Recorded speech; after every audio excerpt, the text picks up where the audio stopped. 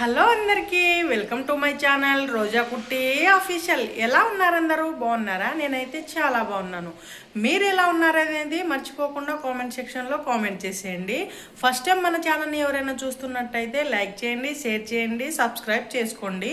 పక్కన bell icon అయితే ఉంటుంది, దాన్ని క్లిక్ చేస్తే ఆల్ అనే ఆప్షన్ వస్తుంది. దాన్ని క్లిక్ చేస్తే నేను ఏ వీడియోస్ పెట్టినా మీకైతే నోటిఫికేషన్ ద్వారా వస్తుంది. ఓకేనా? వీడియో ఏంటో చెప్తానన్నమాట. ఈరోజు వీడియో ఏంటంటే బీరకాయ ఎగ్గు కాంబినేషన్ ఎప్పుడైనా తిన్నారా? కర్రీ చాలా అంటే చాలా బాగుంటుంది. మామూలుగా బీరకాయ కర్రీ అయితే చేసుకుంటారు, కానీ ఎగ్ వేసి చేయడం చాలామందికి రాదు. ఎలా చేస్తారనేది ఆ పోలో ఉంటారు కదా, అందుకే నేను ఈ ప్రాసెస్ అయితే చూపిస్తానన్నమాట. ఎగ్గు బీరకాయ కాంబినేషన్ కర్రీ అన్నమాట. చాలా అంటే చాలా బాగుంటుంది. ఒక్కసారి నా స్టైల్లో చేసి చూడండి, టేస్ట్ చాలా అంటే చాలా బాగుంటుంది. లేట్ చేయకుండా ప్రాసెస్లోకి వెళ్ళిపోదాము, పదండి. బీరకాయ ఎగ్గు కర్రీకి అయితే కావాల్సిన పదార్థాలు అయితే చెప్తానండి, రండి. ఫస్ట్ అయితే బీరకాయ కావాలి. ఇది 1/2 kg తీసుకున్నాను అన్నమాట.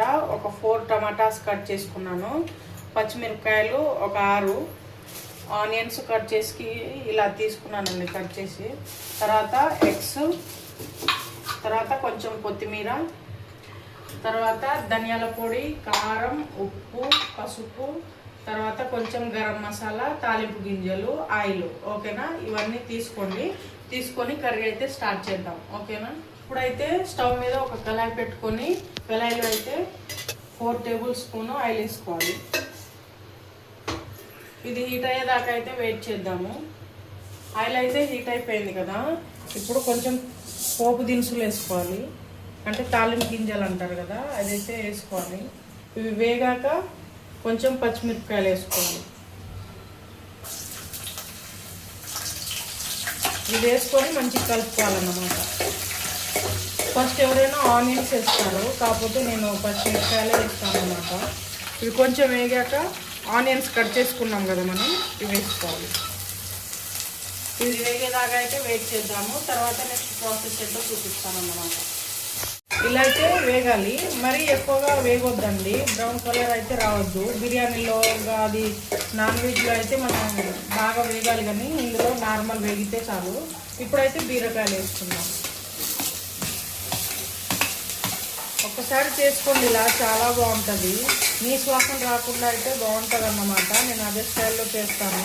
చాలామంది చేస్తే నీ శ్వాసన వచ్చి టేస్ట్ కూడా పోతుంది కదా, అప్పుడు టేస్ట్ అనిపించదు అన్నమాట, వాళ్ళకి మళ్ళీ చేసుకోవాలనిపించదు. ఓకేనా? ఇది ఫ్రై అయ్యేదాకా అయితే వెయిట్ చేద్దాం.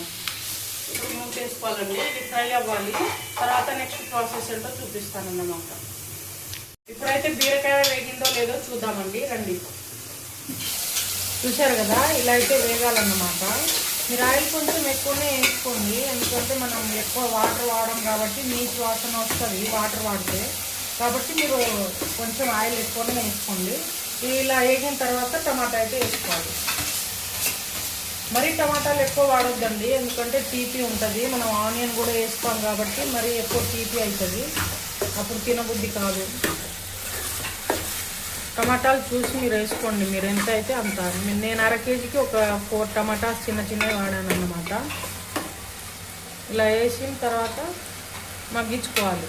ఇది ఒక 2 minutesలో అయితే మగ్గిపోద్దండి. ఉప్పు గిప్పు ఏమి వేయద్దు, మీరు ఉప్పు ఇప్పుడే వేయద్దండి, కొంచెం మగ్గిన తర్వాత అయితే వేసుకున్నాము. టమాటా మగ్గిపోయిందా లేదా చూద్దామండి.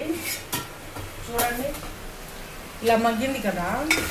చూడండి, నేను ఉప్పు వేయలేదు, ఏం వేయలేదు, అదే మగ్గింది. లో ఫ్లేమ్లో పెట్టుకున్నాను అన్నమాట. టమాటా వేసిన తర్వాత అయితే నీళ్ళు ఊరి దాంతో ఉడికిపోద్ది. మనం నీళ్ళు కూడా ఏం పోయలేదు కదా, చూడండి అదే ఉడికిపోయింది అన్నమాట. ఇప్పుడు ఏం చేయాలంటే కొంచెం అల్లం వెల్లుల్లి పేస్ట్ వేసుకోవాలి, తగినంత. మీకు ఎంత పడితే అంత. నేను 1/2 kg చేస్తున్నాను కాబట్టి చాలు ఇది. ఓకేనా? ఇది వేసుకొని మంచిగా కలుపుకోవాలి. అల్లం వెల్లుల్లి పేస్ట్ వేసినప్పుడు మీడియం ఫ్లేమ్లో గ్యాస్ పెట్టుకోండి, అయితే మంచిగా వేగుతుంది తొందరగా, ఇందులో కలుస్తుంది అన్నమాట. లో ఫ్లేమ్లో పెట్టుకుంటే మళ్ళీ కలవదు, అది కర్రీ కూడా సరిగ్గా ఉడికినట్టు అనిపించదు అన్నమాట. అల్లం వెల్లుల్లి పేస్ట్ ఫ్రెష్గా నూరుకున్నానండి నేను. మీరు నాన్ వెజ్లో అయినా, ఇప్పుడు మనం ఎగ్గు ఇలాంటి నీస్ కర్రీ వండినప్పుడు అయితే ఇంట్లోనే మీరు నూరుకోండి, చాలా బాగుంటుంది. ఫ్రెష్గా అయితేనే బాగుంటుంది అన్నమాట. ఇప్పుడు ఇలా వేగింది కదా, ఇప్పుడు వేగిన తర్వాత మనమైతే పసుపు వేసుకోవాలన్నమాట. కొంచెం పసుపు వేసుకోవాలి, ఒక 1/2 టేబుల్ స్పూన్ అయితే సరిపోద్ది. పసుపు ఎక్కువ వేయద్దు ఏ కర్రీలో అయినా. ఇలా వేసుకొని ఇది పచ్చివాసన పోయేదాకా అల్లం వెల్లుల్లి పేస్టు, పసుపు అవి 2 పచ్చివాసన పోయేదాకా అయితే వేగించుకోవాలి. ఇది కొంచెం వేగుతూ ఉన్నప్పుడే మనం ఉప్పు అయితే వేసుకుందాం అన్నమాట. ఉప్పు వేసుకోవాలి ఇక్కడే. టమాటాలు కొంచెం మగ్గినాయి కదా, ఇప్పుడు కొంచెం ఉప్పు వేస్తే అది కూడా మగ్గుతుంది అని ఇక్కడ వేసుకున్నాను.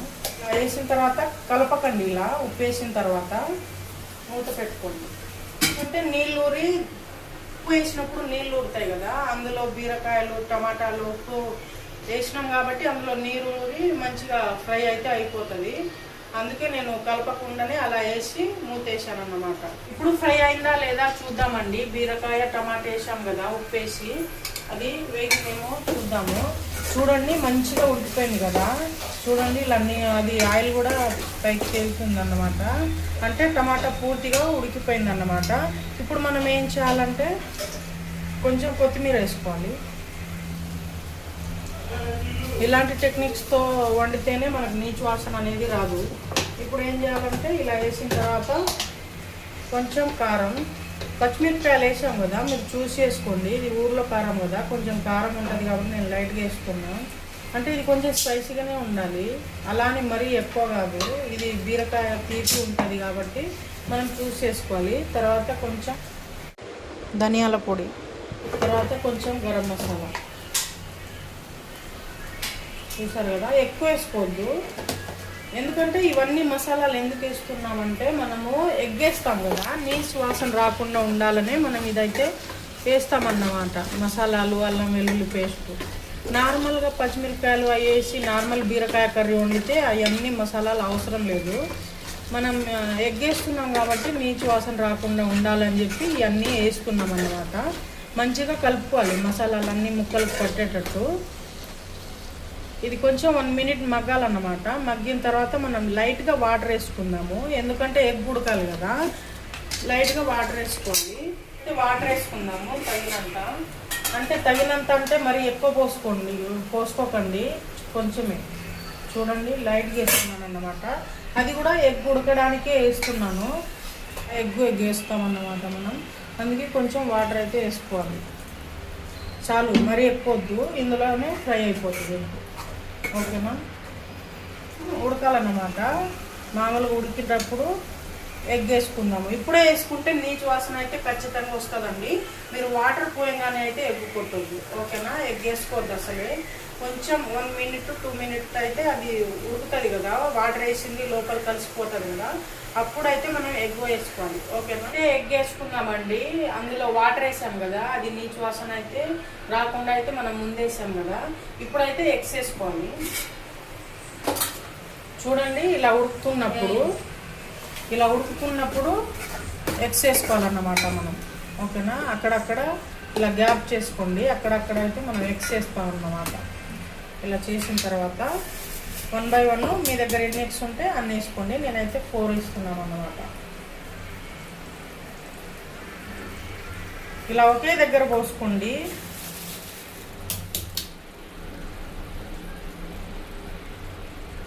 పోసుకుంటేనే ఎగ్గు మనకు ఎగ్గు కూడా తిన్నట్టు అనిపిస్తుంది.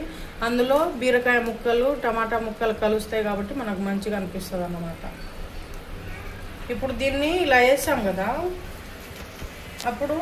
ఇప్పుడు ఇలా వేసాం కదా, దీన్నైతే మనం కలుపుకోద్దండి. ఇప్పుడు ఇలానే ఒక 3 మినిట్ వదిలేయండి, అది ఉడికిపోద్ది. ఇప్పుడు ఇలా కలిపేసాం అనుకోండి, బీరకాయలు మొత్తం గుజ్జుగా కలిసిపోతుంది, అస్సలు బాగోదు అన్నమాట. మనకు ఎగ్గు తిన్నట్టు అనిపించాలి, బీరకాయ కూర కూడా తిన్నట్టు అనిపించాలి కాబట్టి మనం ఇందులో కలుపుకోవద్దు.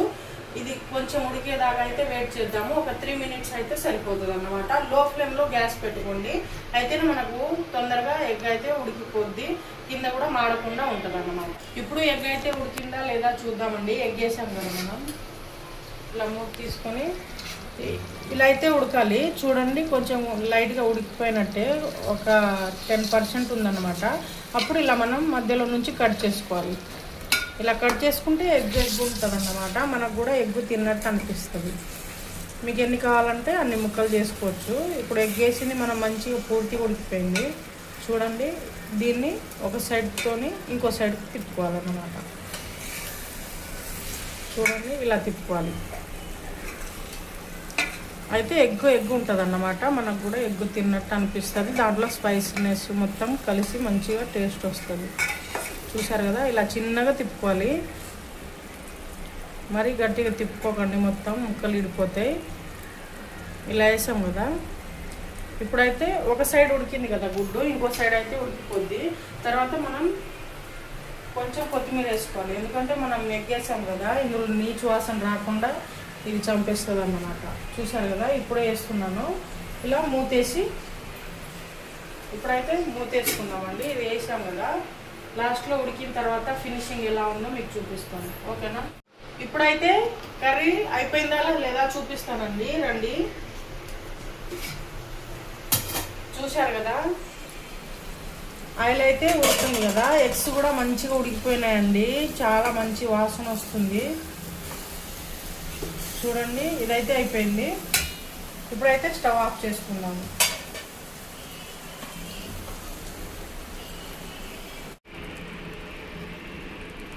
చూడండి ఎంత బాగుందో, కలర్ఫుల్గా ఉంది కదా, నీచు వాసన రాకుండా ఉంది. మంచిగా టేస్ట్ అయితే బాగుంటుంది అన్నమాట. ఇలా చేసుకోండి మీరు. ఎలా వచ్చిందో నాకు కామెంట్ సెక్షన్లో కామెంట్ చేసేయండి. చూసారు కదా, కర్రీ అయితే రెడీ అయిపోయింది. ఇప్పుడైతే నేను టేస్ట్ చూస్తున్నాను అన్నమాట. చూడండి, ఎగ్ ఎలా ఉందో, మంచిగా ఉడికిపోయింది అన్నమాట. మీరు కూడా ఇలా చేసుకోండి, నీచు వాసన రాకుండా ఉంటుంది అన్నమాట. ఇప్పుడైతే వేడి వేడి అన్నంలో వేసుకొని నేను కుమ్మేస్తున్నాను అన్నమాట. మీరు కూడా చేసుకోండి. చాలా అంటే చాలా బాగుంటుంది అన్నమాట. చాలామందికి బీరకాయ ఎగ్ అంటే చేయడం రాదు కదా, నీచు వాసన రాకుండా. అందుకే నేను చేసి చూపించానండి. మీరు కూడా ట్రై చేసుకోండి. చాలా అంటే చాలా బాగుంటుంది.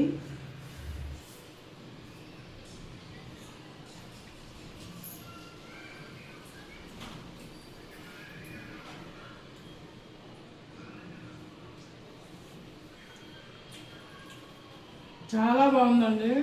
నీచు వాసన అయితే అసలు కొంచెం కూడా రావట్లేదు. ఇటు బీరకాయ తిన్నట్టుంది, ఇటు ఎగ్గు కర్రీ కూడా తిన్నట్టుంది. రెండు కలిపి ఎంత బాగుందో అసలు. చాలా అంటే చాలా బాగుంది.